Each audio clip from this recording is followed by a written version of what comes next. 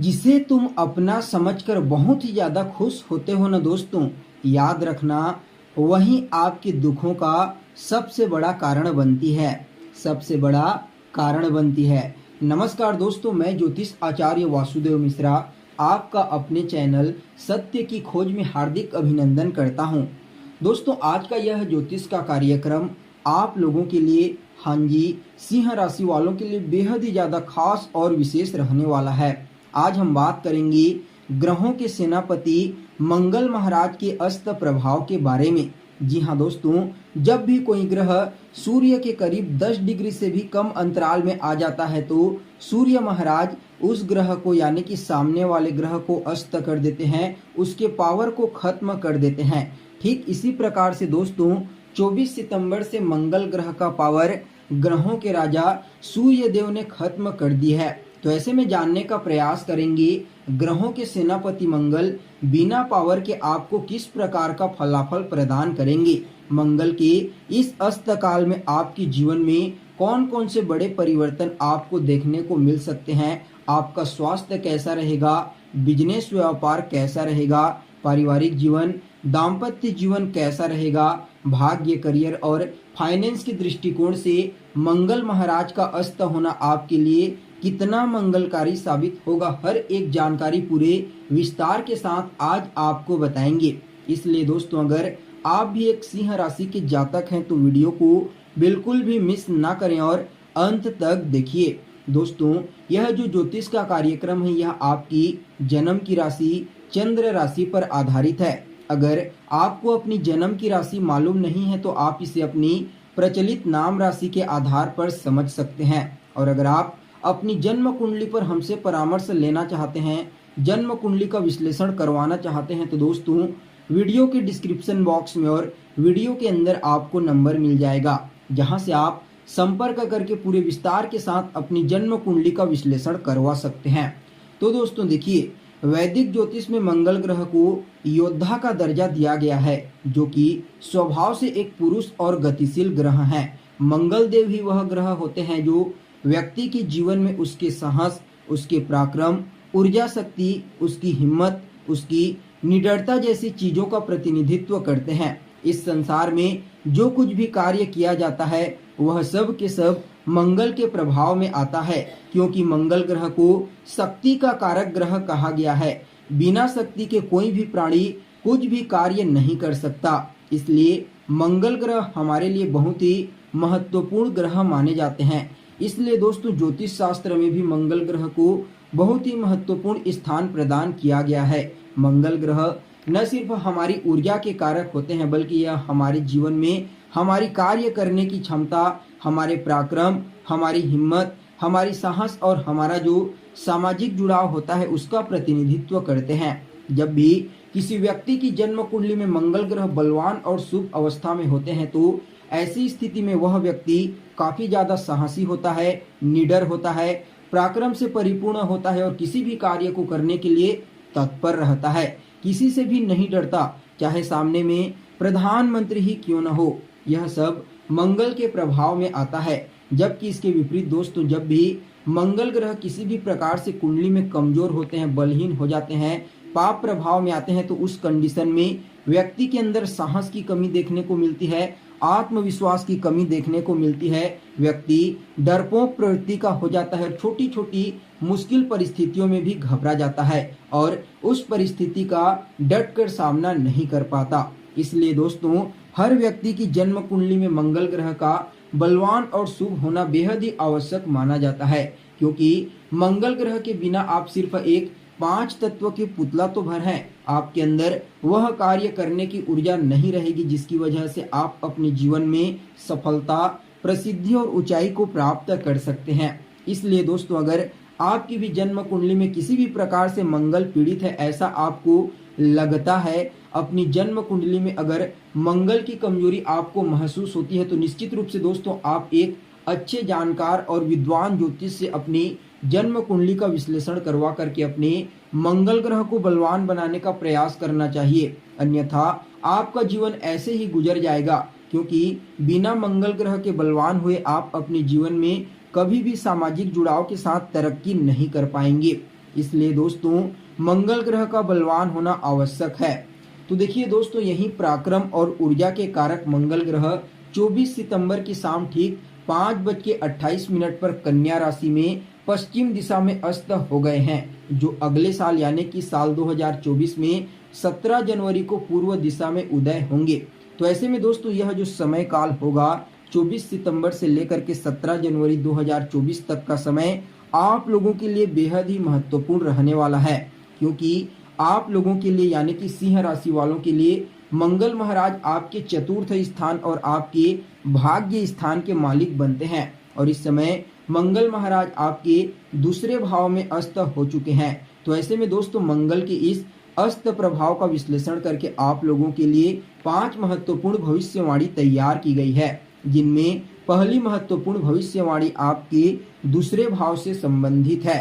क्योंकि दूसरे भाव में मंगल महाराज इस समय अस्त हो रहे हैं। तो देखिए दोस्तों, कुंडली का जो दूसरा स्थान होता है वह हमारे जीवन में हमारे संचित धन का होता है, हमारे पैतृक धन का होता है यानी कि पैतृक संपत्ति का, हमारे परिवार कुटुंब का होता है, हमारी वाणी का होता है और कहीं न कहीं हमारी प्राथमिक शिक्षा का भी प्रतिनिधित्व करता है।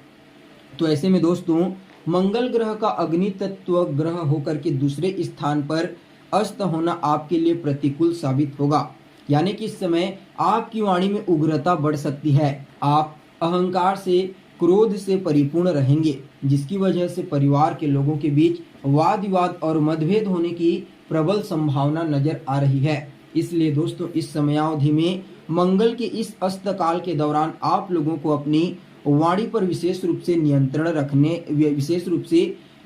रखने की आवश्यकता है। इस समय आप जितना ज्यादा मधुर वाणी का इस्तेमाल करेंगे उतना ही ज्यादा आपके लिए लाभदायक साबित होगा, अन्यथा आपकी वाणी में वह कठोरता होगी जिसकी वजह से आने वाले 17 जनवरी 2024 तक लोग धीरे धीरे करके आपसे अलग होना प्रारंभ कर देंगे।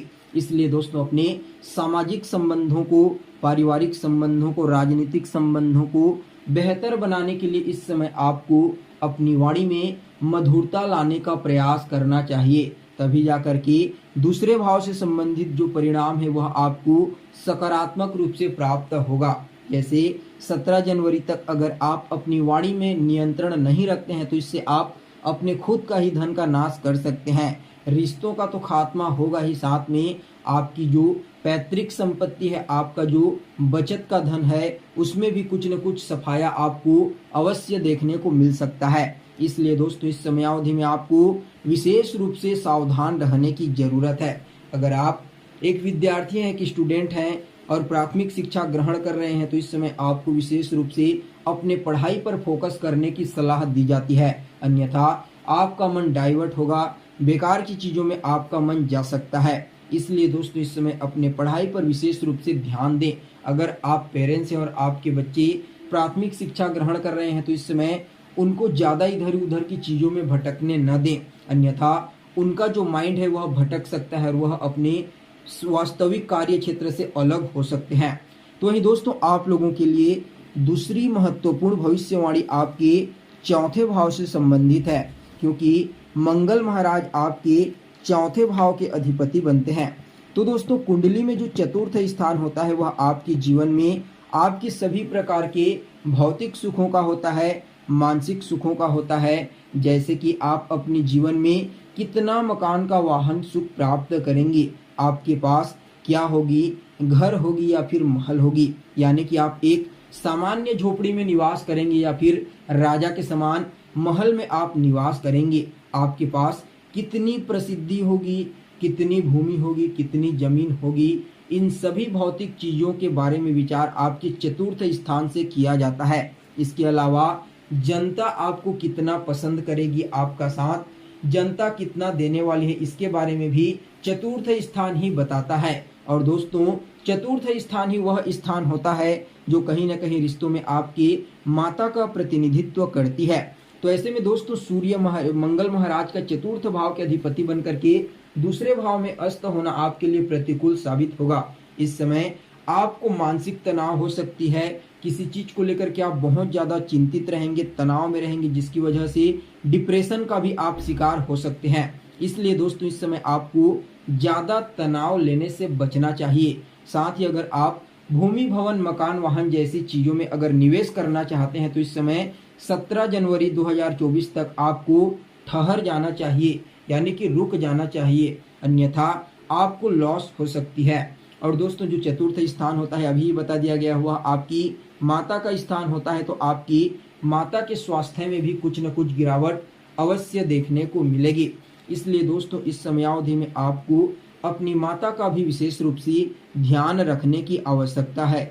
इसके अलावा दोस्तों जो चतुर्थ स्थान होता है वह जनता का स्थान होता है, इसलिए इस समय अगर आप कोई सामाजिक कार्य करते हैं, समाज से जुड़ करके कार्य करते हैं, तो आपको विशेष रूप से पूरी ईमानदारी के साथ योजनाबद्ध तरीके से कार्य करने की सलाह दी जाती है। अन्यथा जनता के बीच जो आपका व्यक्तित्व है, जो आपकी प्रसिद्धि है, उसमें कुछ न कुछ धुंधलापन आपको देखने को मिल सकता है। इसलिए दोस्तों इस समय आपको विशेष रूप से सावधान रहने की आवश्यकता है। तो वहीं दोस्तों आप लोगों के लिए तीसरी महत्वपूर्ण भविष्यवाणी आपके भाग्य भाव से संबंधित है, क्योंकि मंगल महाराज जो होते हैं वह आपके भाग्य भाव के भी अधिपति बनते हैं। तो दोस्तों भाग्य के अधिपति होकर के दूसरे भाव में मंगल महाराज का अस्त होना आपके भाग्य का अस्त होना है, यानी कि मंगल के इस अस्त काल के दौरान आपको भाग्य का साथ देखने को बिल्कुल भी नहीं मिलेगा। धार्मिक चीजों में आपका मन नहीं लगेगा, पूजा पाठ में आपका मन नहीं लगेगा, जिसकी वजह से आप डिप्रेशन का, तनाव का शिकार होते चले जाएंगे। इसलिए दोस्तों इस समयावधि में आपको ज़्यादा से ज़्यादा पूजा पाठ करने का प्रयास करना चाहिए। देखिए ऐसा पूजा पाठ कीजिए कि आपके मन से भक्ति हो, न कि बाहर का कोई ढोंग। जी हाँ दोस्तों, आपको सामान्य रूप से अपने इष्ट देव को रोजाना याद करना है बस, और कुछ ज़्यादा नहीं करना है। इससे आपका भाग्य भी आपका साथ देने लगेगा और धार्मिक चीज़ों में भी आप सम्मिलित हो पाएंगे, और कुछ न कुछ धार्मिक यात्रा भी आप अपने परिवार के लोगों के साथ या फिर मित्रों के साथ कर सकते हैं। देखिए ऐसा नहीं होगा वाला बात ही नहीं होता, इसलिए आप अपने इष्ट देव की पूजा आराधना कीजिए, आपको भाग्य का साथ अवश्य मिलेगा। तो वहीं दोस्तों आप लोगों के लिए चौथी महत्वपूर्ण भविष्यवाणी आपके दसम भाव यानी कि कर्म क्षेत्र से संबंधित है। तो देखिए दोस्तों दसम स्थान पर मंगल महाराज अस्त होकर के दृष्टि डाल रहे हैं, तो यहाँ पर वैसे तो बहुत ही अच्छा माना जाता है, दिग्बल प्राप्त हो जाते हैं, लेकिन दोस्तों मंगल का अस्त होना कार्य क्षेत्र में भी आपको निरस्तता देखने को मिलेगी। इस समय कार्य करने में आपको वह मन नहीं लगेगा जो पहले आपका लगता था, यानी कि कार्य करने के लिए जो ऊर्जा की आवश्यकता होती है उस ऊर्जा की कमी आपको मंगल के इस गोचर काल के दौरान, अस्त काल के दौरान अवश्य देखने को मिलेगी, यानी कि आपके अंदर आलस्य की प्रवृत्ति जागृत हो सकती है। आप अपने कार्य को योजनाबद्ध तरीके से नहीं करेंगे, कहीं ना कहीं आप लापरवाही करने वाले हैं, जिसका आपको भविष्य में चल करके खामियाजा भुगतना पड़ सकता है। इसलिए दोस्तों इस समयावधि में मंगल के इस अस्त काल के दौरान आपको विशेष रूप से अपने कार्य क्षेत्र पर ईमानदारी पूर्वक कार्य करने की सलाह दी जाती है। कोई भी लापरवाही ना बरते, अन्यथा वह आपके लिए नुकसानदायक साबित हो सकता है। तो वहीं दोस्तों जो दसम स्थान होता है वह कहीं ना कहीं आपकी सफलता का होता है, आपकी प्रसिद्धि का होता है, आपकी ऊंचाइयों का होता है, और मंगल ग्रह का अस्त होना इन सभी चीज़ों में कुछ न कुछ कमजोरी देखने को मिलेगी। यानी कि जिस कंडीशन की सफलता आप प्राप्त करना चाहते हैं 17 जनवरी तक नहीं मिलेगी, जिस प्रकार की प्रसिद्धि आप प्राप्त करना चाहते हैं 17 जनवरी तक भूल जाइए, जिस प्रकार की ऊंचाई में आप पहुंचना चाहते हैं 17 जनवरी तक कितना भी मेहनत कर लीजिए आप उस ऊंचाई में नहीं पहुंच पाएंगे। इसलिए दोस्तों इन चीज़ों का भी आपको विशेष रूप से ध्यान रखने की आवश्यकता है। तो ये दोस्तों आप लोगों के लिए अंतिम और पांचवी महत्वपूर्ण भविष्यवाणी आपके 12वें भाव से संबंधित है, क्योंकि मंगल का प्रभाव आपके 12वें स्थान पर भी देखने को मिलेगा, अस्त प्रभाव। तो देखिए दोस्तों जो द्वादश स्थान होता है वह आपके जीवन में आपके खर्चों का होता है, आप अपने जीवन में कितना निवेश करेंगे उसके बारे में बताता है, आपके अस्पतालों का होता है, यानी कि बीमारियों के लिए आप अस्पताल इलाज करवाने के लिए जाते हैं उसके बारे में द्वादश स्थान से विचार किया जाता है। तो ऐसे में दोस्तों कुछ न कुछ अस्पताल से संबंधित खर्चे हो सकते हैं, कोर्ट कचहरी से संबंधित खर्चे हो सकते हैं, फिजूल की खर्चे हो सकते हैं, इसलिए आपको इस समय अपने खर्चों पर नियंत्रण रखने की सलाह दी जाती है। और द्वादश स्थान निवेश का होता है, तो इसलिए दोस्तों बिना सोचे समझे इस समय आपको निवेश करने से बचना चाहिए, अन्यथा आप प्रॉफिट की जगह लॉस में चले जाएंगे। तो दोस्तों यह तो हो गई आपके लिए मंगल महाराज के अस्त काल का प्रभाव। अब चलिए जान लेते हैं इस अस्त काल को बेहतर बनाने के लिए आपको क्या करना चाहिए। तो दोस्तों देखिए, रोजाना सूर्योदय के पश्चात मंगल महाराज के बीज मंत्र ओम अंग अंगारकाय नमः, इसका रोजाना 108 बार जाप करने का प्रयास करें, यानी कि कीजिए ही। साथ ही साथ मंगलवार के दिन जरूरतमंद और असहाय लोगों की मदद कीजिए, उनकी सेवा कीजिए और उनके बीच में मिठाई बांटिए, कुछ न कुछ मीठा चीज बांटिए। मंगल का यह अस्तकाल आपके लिए सकारात्मक साबित होगा। तो दोस्तों, कैसी लगी आपको जानकारी? कमेंट कीजिए, लाइक कीजिए और बने रहिएगा हमारे साथ। फिर मिलते हैं एक नए और ताजा एपिसोड में। तब तक के लिए नमस्कार।